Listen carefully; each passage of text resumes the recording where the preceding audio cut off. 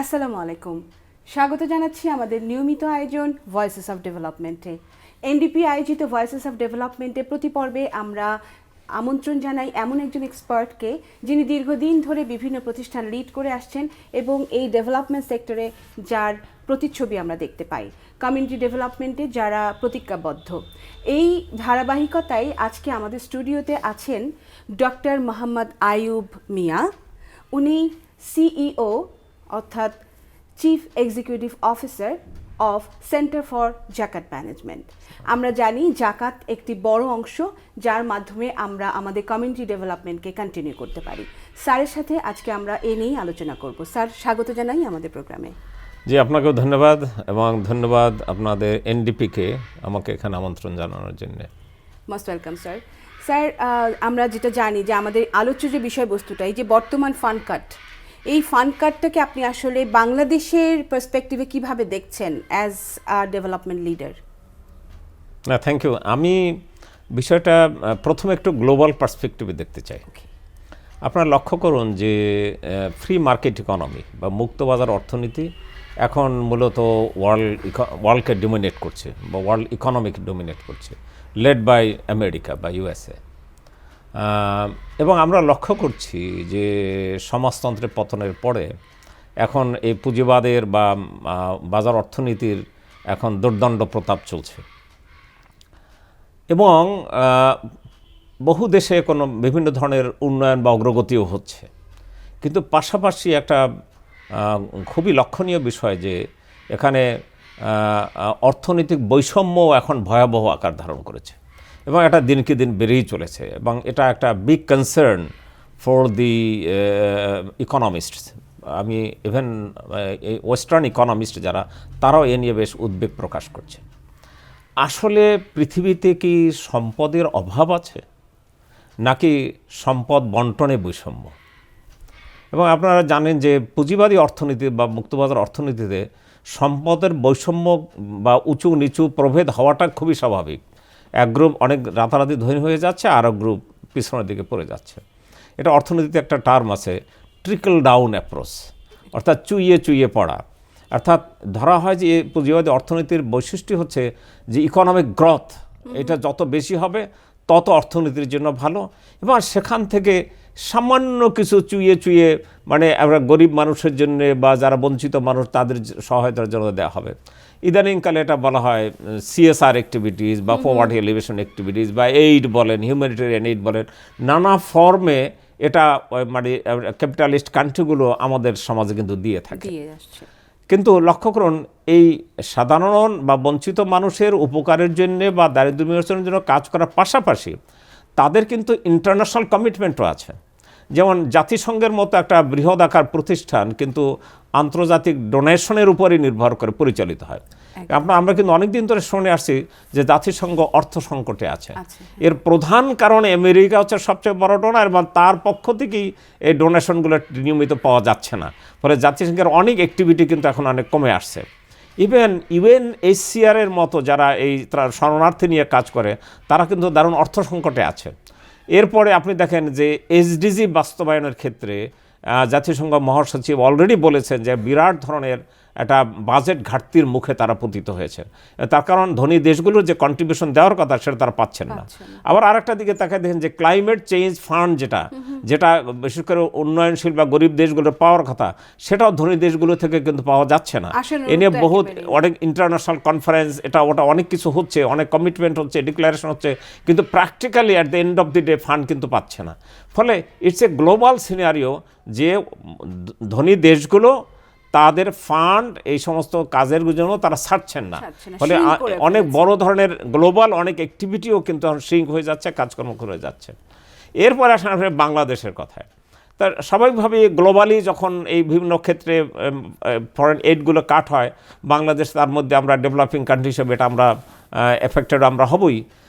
কিন্তু in addition এটা তো একটা দিক যে গ্লোবালি ফান্ড কমে যাচ্ছে, দ্বিতীয় হচ্ছে যে এলডিসির জন্য এক ধরনের বাজেট কাট, আর ডেভেলপিং কান্ট্রিগুলোর জন্য এটা আরও একটু কম স্বাভাবিকভাবে।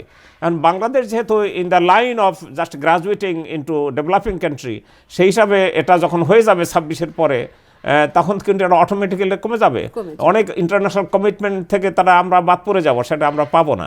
সুতরাং এটা একটা বাস্তবতা। এটা যেমন সরকারি সেক্টরের এটার একটা প্রভাব পড়বে, বেসরকারি খাতেও পার্টিকুলারলি যারা এনজিওর, যারা সোশ্যাল ইকোনমিক ডেভেলপমেন্টে কাজ করে, তাদের ক্ষেত্রে এটা প্রভাবটা পড়বে। তো ইন দ্যাট কেস আমরা কিন্তু এরকমও শুনতে পাচ্ছি যে কিছু কিছু ফান্ড এখন আবার ওপেন হচ্ছে, কিছু আসছে, কিন্তু সেই ফান্ডগুলো খুব গোছানো ফান্ড না, কোনো স্পেসিফিক কোনো ডেভেলপমেন্ট পার্সপেক্টিভে এটা আসছে না।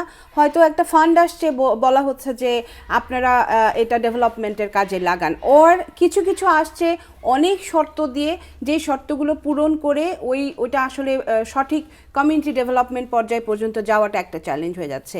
এরকম কি কিছু ঘটছে কিনা?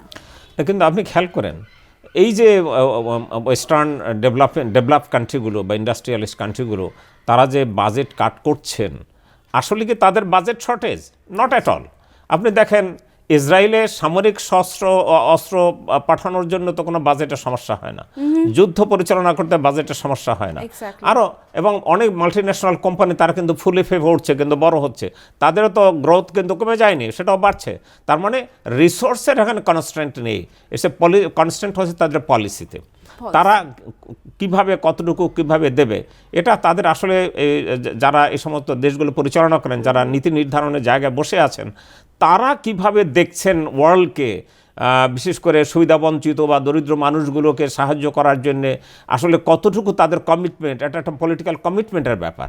এটা এবং এছাড়া আরও হলো যে আসলে মাল্টিন্যাশনাল কর্পোরেশনগুলোই কিন্তু সারা ওয়ার্ল্ডের বিভিন্ন ইকোনমি তো করি, এমনকি গভর্নেন্স বা গভর্নমেন্টগুলোকে তারা প্রভাব করে, অটোমেটিক্যালি তার পলিসিটা এখানে পড়ে যায়। ফলে এখানে এখন আমার মনে হয় তাদের আন্তরিকতার ব্যাপারে আমার সন্দেহ আছে, যে কারণে তারা নানা ধরনের শর্ত জুড়ে দিচ্ছে। আবার এটাও ঠিক যে অতীতে এই পভার্টি এলিভেশনের জন্য অনেক ফান্ড কিন্তু দেওয়া হয়েছে, কিন্তু সেগুলো কিন্তু সঠিকভাবে সফল হয়নি, বা অনেক সময় ট্রান্সপারেন্সিরও অভাব ছিল। আবার এই যে মনে করেন আমাদের একসময় আমাদের দেশে মাইক্রো ক্রেডিট একসময় তো দারুণ পপুলার ছিল, এখনও অনেকের মধ্যে আলোচনা আছে, কিন্তু এটার তো ভিন্ন চিত্রও আছে, ভিন্ন আলোচনাও আছে, যে এটা আসলে সাস্টেইনেবল পভার্টি এলিভেশনের কাজটা করতে পারে না। সুতরাং নতুন ইনোভেটিভ আইডিয়াস দরকার। আইডিয়াসের ক্ষেত্রে আমরা যখন ফরেন এইড নিয়ে, তখন আমার নিজস্ব আইডিয়া কিন্তু আমরা কাজে লাগাতে পারি না। এগেইন ওনারা যে শর্ত দেন সেইটা মেনেই চলে, কিন্তু সেই শর্তটা আমার দেশজ পরিবেশ পরিস্থিতির সাথে খাপ খায় কিনা, এটা কিন্তু আমার কাছে অনেক সময় ক্লিয়ার না, যে কারণে আমরা ওই শর্তগুলো পূরণও করতে পারি না, এবং সেটা কাস্টমাইজড পলিসি নয়, কাস্টমাইজড শর্তও নয়, সে কারণে এই প্রবলেমগুলো হয়ে থাকে। তো সেক্ষেত্রে স্যার, এখন বর্তমানে যেই সংকটটা হয়েছে, তাহলে আমরা এখন যে প্রতিষ্ঠানগুলো আছে, আপনারা যারা লিড করছেন, এই প্রতিষ্ঠানগুলো তাহলে কি মোটামুটি যারা কম ছোট প্রতিষ্ঠান ছিল তারা কি একেবারেই ঝরে গেছে, নাকি আমরা কোনোভাবে টিকে আছি? আর যদি টিকে আছি, টিকে থাকার মেকানিজমটা কি? দেখুন, আজকে আমাদেরকে কিন্তু একটা গ্লোবাল যে এক্সিস্টিং ফ্রেমওয়ার্ক, এর বাইরে আউট অফ দ্য বক্স আমাদের চিন্তা করতে হবে। এবং এটা অলরেডি ভাবনা শুরু হয়ে গেছে। আপনাদেরকে আমি জাস্ট একটা উদাহরণ দিচ্ছি। ইসলামিক ফাইন্যান্স, এটা একটা আধুনিক সাম্প্রতিককালে কয়েক দশক ধরে এটা কিন্তু গেইনিং পপুলারিটি। এই মুহূর্তে সারা ওয়ার্ল্ডে $7 ট্রিলিয়ন ইসলামিক ইকোনমি মার্কেট আছে, এবং এক্সপার্টরা বলেন যে 2030 সালের মধ্যে এটা $10 ট্রিলিয়ন দাঁড়াবে। সুতরাং ইসলামিক যে ফাইন্যান্স, এটার তো পলিসি এবং এটার spirit is different from the existing conventional practice. আমি আরেকটা উদাহরণ দিচ্ছি, যে জাতিসংঘের মহাসচিব উনি এসডিজি ফান্ডিংয়ের জন্য ইসলামিক ফাইন্যান্স থেকে কিভাবে অল্টারনেটিভ সোর্স আসতে পারে, এই জন্য এক্সপ্লোর করার জন্য উনি একজন অ্যাডভাইজার নিয়োগ করেছেন ইসলামিক ফাইন্যান্সের জন্য, এবং এটা কয়েক বছর আগের কথা বলছি আমি। এবং তারা একটা ইন্টারন্যাশনাল কতগুলো ওয়েবিনার করেছিলেন, আমি তার 12টার মধ্যে 8টাতে অংশগ্রহণ করার সুযোগ হয়েছে। এবং সেখানে দেখা গেছে যে ইসলামিক ফাইন্যান্স, যেমন ইসলামিক ব্যাংকিং বা নানা ধরনের ইনস্ট্রুমেন্ট যেমন আছে, পাশাপাশি ইসলামিক সোশ্যাল ফাইন্যান্স, যেমন জাকাত, ওয়াকাফ, সাদাকা, কর্জে হাসানা, এরকম অনেকগুলো ইনস্ট্রুমেন্ট আছে যার মাধ্যমে সোশ্যাল ডেভেলপমেন্টে ভূমিকা পালন করা সম্ভব। এবং জাতিসংঘ পার্টিকুলার যেমন আমাদের লোকালি যে UNDP, তারা একটা বিভিন্ন দেশে কিন্তু এটা এক্সপ্লোর করার চেষ্টা করছেন। আচ্ছা। ইভেন আমি যেটা একটু আগে বলেছিলাম যে ইউএনএইচসিআর ফান্ডিং ক্রাইসিসে আছে, ইউএনএইচসিআর ইতিমধ্যে একটা জাকাত ফান্ডও করেছে। ওকে। এবার সেটার ম্যানেজমেন্ট নিয়ে অবশ্য কথা আছে, সেটা ভিন্ন ইস্যু।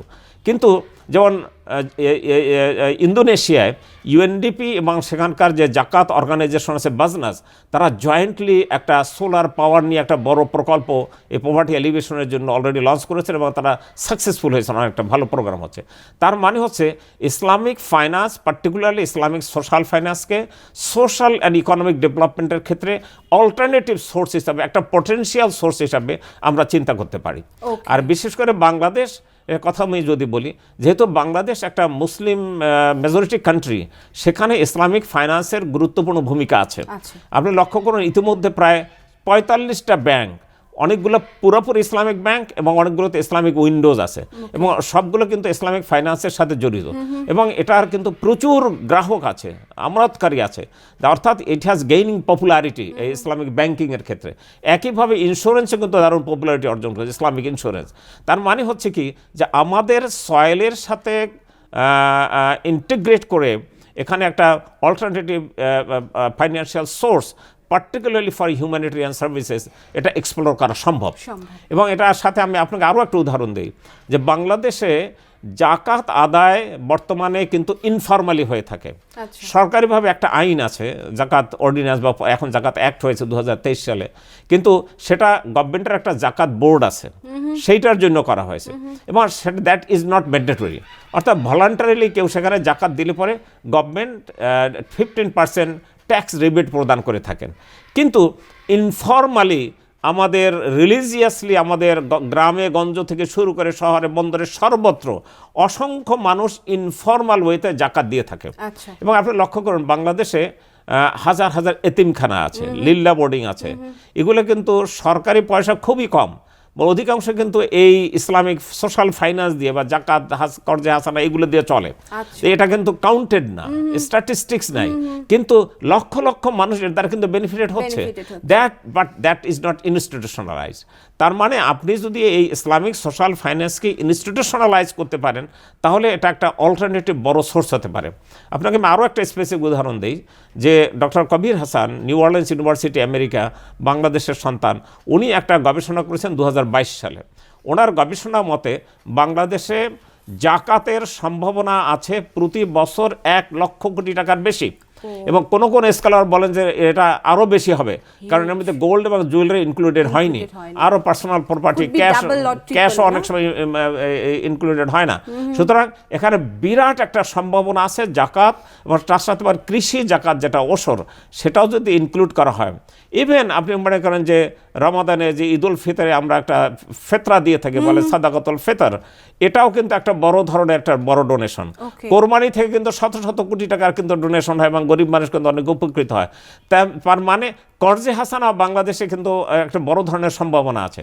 এবং আমি আরেকটা উদাহরণ দিই যে পাকিস্তানে উখওয়াত ফাউন্ডেশন নামে একটা অর্গানাইজেশন, অনেক লার্জ অর্গানাইজেশন, যারা এই কর্জে হাসানা নিয়ে কাজ করছে, মানে অনেকটা মাইক্রো ক্রেডিটের বিকল্প। এবং সেই প্রতিষ্ঠানটি নোবেল পুরস্কারের জন্য নমিনেটেড হয়েছিলেন, পাননি হয়তো, কিন্তু নমিনেটেড হয়েছেন। তার মানে they have great success in this sector.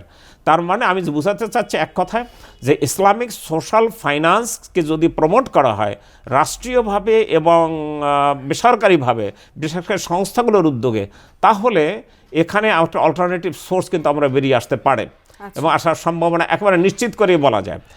এবং not only in Muslim majority country, even in America, in USA, in England, in Australia, এই সমস্ত জায়গায় কিন্তু জাকাত অর্গানাইজেশন আছে মুসলিম কমিউনিটির মধ্যে, এবং তারা সেখানে দিয়ে কিন্তু বড় ধরনের বড় বড় কাজ করছেন। আর একটা গুরুত্বপূর্ণ ইনস্ট্রুমেন্ট হচ্ছে ওয়াকফ, যেটা আর কি এন্ডাউমেন্টও বলা হয়ে থাকে বা ট্রাস্ট বলা হয়ে থাকে। এটাও আপনি দেখেন যে অটোমান এম্পায়ারের রাষ্ট্রীয় সম্পদের 3/4 ছিল ওয়াকফ প্রপার্টি। এখনও বর্তমানে টার্কিতে কিন্তু ওয়াকফ প্রপার্টি বা ওয়াকফ ইনস্টিটিউশন অনেক বেশি স্ট্রং, এবং it is just very close to the concept of social business proposed by professor Muhammad Yunus. Sorry. তার মানে আপনি ওয়াকফ হচ্ছে এক ধরনের সোশ্যাল বিজনেস, এবং এটা একটা চিরস্থায়ী, আপনি সোশ্যাল ডেভেলপমেন্টের ক্ষেত্রে এটা একটা বড় গুরুত্বপূর্ণ ভূমিকা পালন করতে পারে। আপনি যদি জাকাত এবং ওয়াকফকে একটু ব্লেন্ডিং করেন, যে জাকাত only for the unproductive, needy এবং ডিস্ট্রেস পিপলের জন্য, আর ফর ইকুইটি পারপাস এবং for capital formation and investment and ডেভেলপমেন্টের জন্য আপনি ওয়াকফ ও সোশ্যাল বিজনেসকে প্রমোট করেন, তাহলে কিন্তু আপনি ডেভেলপমেন্ট আইডিয়াটাকে অনেক দূরে এগিয়ে নিয়ে যেতে পারেন। এজন্য আমি রিকোয়েস্ট করব বাংলাদেশের পার্টিকুলারলি যে সমস্ত এনজিও ফরেন এইডের উপরে ডিপেন্ডেন্ট ছিলেন, তারা এই ডিপেন্ডেন্সিটা থেকে বেরিয়ে এসে আপনাকে বাধ্য হয়ে বের হতে হচ্ছে। আপনি এখন লোকাল সয়েলের দিকে তাকান। এখানে there is a golden treasure just lying in on the soil of Bangladesh. এটাকে এক্সপ্লোর করেন। আপনাকে শুধু একটা ফেইথ বেসড অ্যাপ্রোচে আসতে হবে, অর্থাৎ ডেভেলপমেন্ট কনসেপ্টটার মধ্যে আপনি পরিবর্তন আনেন, এবং তাহলে আপনি দেখবেন মানি ইজ নো প্রবলেম। এটা এই দেশের মানুষই, এই দেশে ধরুন 18 কোটি মানুষ, এর মধ্যে 4-5 কোটি মানুষ ধনী, হয়তো 12-14 কোটি মানুষ গরিব বা মিডল ক্লাস অ্যান্ড পুয়ার। তো সুতরাং এই 4-5 কোটি মানুষ তারা ফিট করতে পারে আমাদের লোয়ার 4 কোটি মানুষকে, এটা সম্ভব। তো সুতরাং আমরা বাইরের দিকে না তাকাই, আমার নিজের সয়েলের দিকে, নিজের সোশ্যাল কাস্টমসের দিকে, আমাদের ট্র্যাডিশনের দিকে, আমাদের রিলিজিয়াস বিলিফসের দিকে, তাহলে আপনি আমাদের সমাজ উন্নয়নে বা আর্থসামাজিক উন্নয়নে আপনি যে আর্থিক সংকটটা আছে, এটা আমি বিশ্বাস করি থাকবে না। স্যার, এখানে আমার একটা ছোট্ট প্রশ্ন আছে, ভেরি লেম্যান কোয়েশ্চেন, কিন্তু এই কোয়েশ্চেনটা অনেকেরই থাকে। সেটা হচ্ছে, এই যে জাকাত দিয়ে যদি আমরা কোনো উন্নয়নমূলক কাজ করি, এখানে কি শুধু মুসলিম কমিউনিটি ইনক্লুডেড হবে, নাকি সব ধরনের মানুষ যারা? Not at all. আপনি দেখেন আল্লাহ তাআলা সূরা তওবায় বলেছেন জাকাত পাবে 8 ক্যাটাগরি লোক। প্রথম 2 ক্যাটাগরি আছে ফুকারা অ্যান্ড মাসাকিন, ফকির এবং মিসকিন, অর্থাৎ এক্সট্রিম পুয়ার অ্যান্ড পুয়ার। তো এখানে আল্লাহ তো বলেন না যে মুসলিম পুয়ার, রাইট? তার মানে হিউম্যানিটি, ইসলাম ফর হিউম্যানিটি, তাই না? সুতরাং এটা সবার জন্য ব্যয় করে। যেমন সেন্টার ফর জাকাত ম্যানেজমেন্ট, আমি যে অর্গানাইজেশনের কাজ করি, আমি জাস্ট একটা উদাহরণ দিই, যে আমরা বিশ্ববিদ্যালয়ের প্রায় 17-18 হাজার ছাত্রকে বৃত্তি প্রদান করেছি, এখনো কয়েক হাজারকে দিচ্ছি, মাসে 4,000 টাকা করে। এর মধ্যে 3,000 আছে অমুসলিম, আচ্ছা, আমরা তাদেরকে দিচ্ছি। তবে আমরা আমাদের উলেমাদের একটা কারো বক্তব্য আছে, এখানে জাকাতটা ইউজ না করে সাদাকা ফান্ডটা এখানে ইউজ করা। জাকাতটা এক ধরনের ইনস্ট্রুমেন্ট, সাদাকাটা আরেক ধরনের ইনস্ট্রুমেন্ট।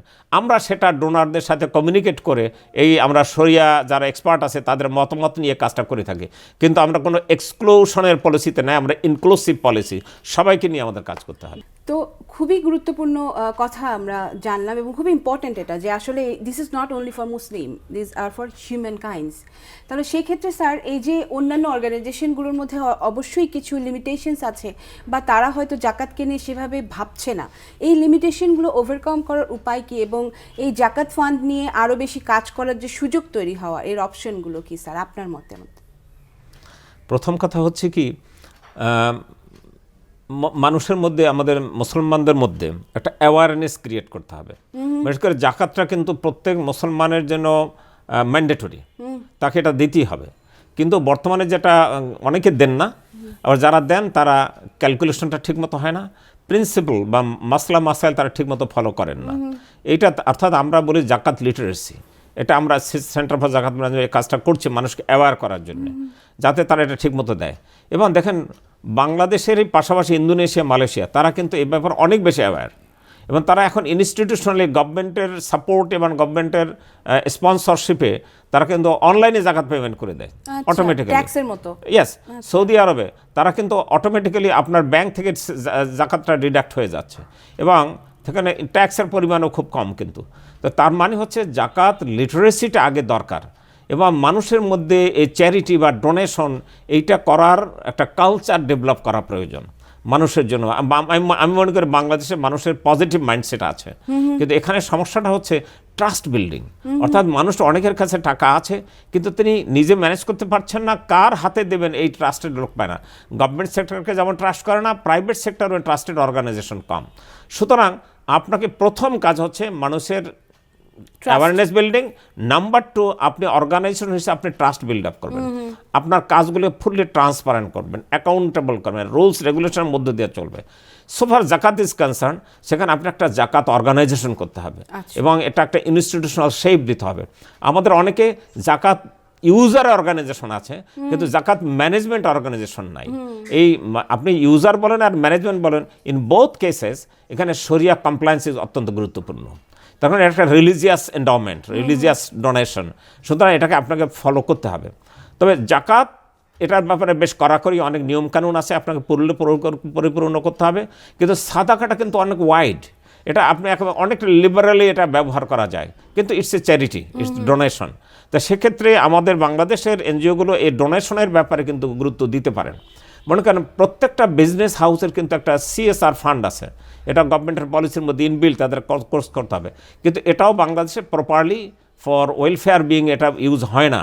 অনেক সেই কোম্পানিগুলো তার বিজনেস প্রমোশনের ক্ষেত্রে এটাকে কাজে লাগায় বা নামমাত্রে কাজে লাগায় অথবা ব্যক্তিগতভাবেই করে।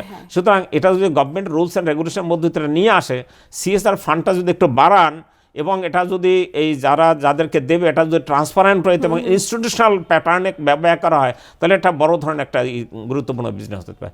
থার্ড হচ্ছে আপনি জাকাত অ্যাগেইন করি, কিন্তু তার চেয়ে ওয়াকফ কিন্তু আবার অনেক লিবারেল। অর্থাৎ আপনি একটা চিরস্থায়ী একটা পারপেচুয়াল ডোনেশন করতে পারেন ইন দ্য ফর্ম অফ ওয়াকফ। এই ওয়াকফ আপনি এটা মূলত একটা ইনভেস্টমেন্ট। এই ইনভেস্টমেন্টের এটা অনেকটা আগেই বলেছি সোশ্যাল বিজনেসের কাছাকাছি। আপনি একটা বড় ইনভেস্টমেন্টের মধ্য দিয়ে যে প্রফিটটা আসবে এটা কিন্তু রেগুলার, এবং ওয়াকফের মূল জিনিসটা বিক্রি করা যায় না, এটা সবসময় ডেভেলপমেন্টে থাকবে, মানে ইনকাম জেনারেটিংয়ে থাকবে। সেখান থেকে যে ইনকামটা আসবে সেটা দিয়ে আপনি আপনার ওয়েলফেয়ার অ্যাক্টিভিটি চালাতে পারেন। আমি আপনাকে জাস্ট একটা উদাহরণ দিই। এখানে এই যে ইসলামিক ডেভেলপমেন্ট ব্যাংকের যে হেড অফিস আছে ঢাকায়, এটা কিন্তু একটা ওয়াকফ ফান্ড। এটা গভর্নমেন্ট জমিটা দিয়েছে, ইসলামিক ডেভেলপমেন্ট ব্যাংক ওয়াকফ ফান্ড থেকে এই বিল্ডিংটা করে দিয়েছে। এবং এখানে দেখেন এখন জাতীয় ইউএন সিস্টেমের বহু অফিস এখানে আছে। আমি কিছুদিন আগে সেখানে গিয়েছিলাম এক আফ্রিকান ডেলিগেশনের সাথে, যেটা আপনাদের আমি সেদিনও বলেছি, যে সেখানে ওই বিল্ডিংটা করতে খরচ হয়েছে $30 মিলিয়ন। ওখান থেকে ইতিমধ্যে $60 মিলিয়ন ইনকাম হয়ে গেছে, এবং এই ইনকামটা কিন্তু ব্যয় করা হয় পুওর স্টুডেন্টদের বৃত্তির জন্য, পার্টিকুলারলি টেকনিক্যাল এডুকেশনের জন্য।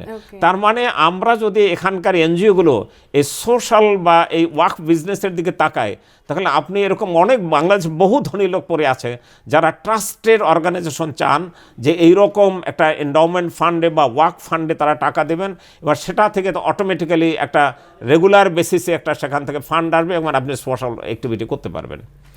একইভাবে আমি বলবো যে এখন আমরা যে মাইক্রো ক্রেডিট যেটা করি, অনেকটা ইন্টারেস্ট বেসড, এটাও কিন্তু ইসলামিক মাইক্রো ফাইন্যান্স, যেটা ইসলামিক ব্যাংক IBBL তারা RDS প্রোগ্রামের মধ্য দিয়ে কিন্তু করছে, এবং সেখানে লক্ষ লক্ষ বড় আছে এবং তাদের পারফরমেন্স কিন্তু ভালো। তার মানে যেহেতু আপনি এই ফেথ বেসড সোসাইটিতে কাজ করছেন, সুতরাং তাদের বিলিফ এবং কাস্টমসের সাথে কাস্টমাইজ করে যদি আপনি প্রোডাক্ট বানাতে পারেন ইসলামিক মাইক্রো ফাইন্যান্সের, তাহলে সেটা কিন্তু মানুষের দ্বারা উপকৃত হবে, আপনারাও সেখানে কিন্তু অনেক বেশি কাজ করতে সুযোগ পাবেন। Very nice sir. আমরা আসলে এতগুলো এপিসোড হয়েছে, কিন্তু জাকাতকে এত স্পেসিফিক্যালি এবং এত বড় একটা সম্ভাবনা আছে জাকাতে, এটা নিয়ে কিন্তু আমরা এরকম বিস্তারিত আলোচনা এখন পর্যন্ত পাইনি। আশা করি আপনারা যারা আমাদের প্রোগ্রামগুলো দেখছেন, এটা আপনাদের আরেকটা উইন্ডো ওপেন করবে, এবং খুব সহজভাবেই স্যার বলেছেন যে this is not for Muslims only, this are for human kind. আমরা সকলেই এর আওতায় পড়ি। আমরা দেশের প্রত্যেকটা মানুষের উন্নয়নের জন্য জাকাতের এবং সাদকা, ওয়াক এইগুলোর সবগুলোর পরিপূর্ণ যদি ব্যবহার করতে পারি, তাহলে আমাদের কমিউনিটি ডেভেলপমেন্ট আসলে থেমে থাকার কোনো স্কোপই আসলে দেখতে পাচ্ছি না স্যারের মতামত অনুযায়ী। স্যারকে অসংখ্য ধন্যবাদ আমাদের এখানে উপস্থিত হয়ে ওনার মূল্যবান সাজেশনস এবং গাইডলাইন্সের জন্য। আশা করি আপনারা আমাদের সাথেই থাকবেন এবং দেখতে থাকবেন voices of development. Thank you so much.